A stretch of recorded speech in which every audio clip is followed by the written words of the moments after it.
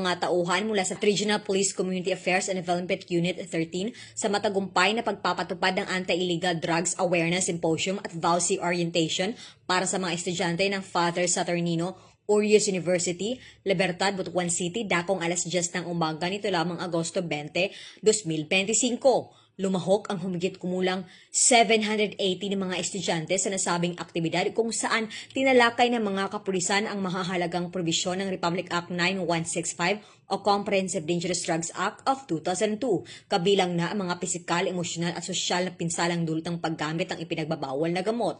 Kasabay nito ay ipinalawanan din ang mga issue kaugnay ng violence against women and children at ang kahalagahan ng paggamit ng 911 hotline para sa agarang aksyon at tulong mula sa mga otoridad.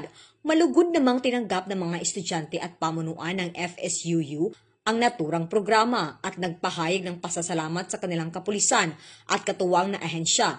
Naniniwala silang mahalaga ang ganitong uri ng inisyatibo upang mailayo ang kabataan sa bisyo at mapanatili ang ligtas at maayos na pamumuhay ng komunidad.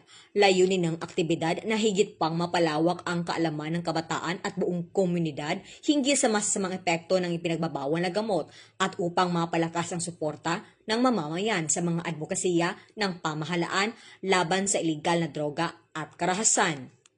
Mula rito sa Police Regional Office 13, ako ang Police News Network Correspondent, Patulungan K. Francisco. Alagad ng batas, tagapaguyod ng balitang pulis.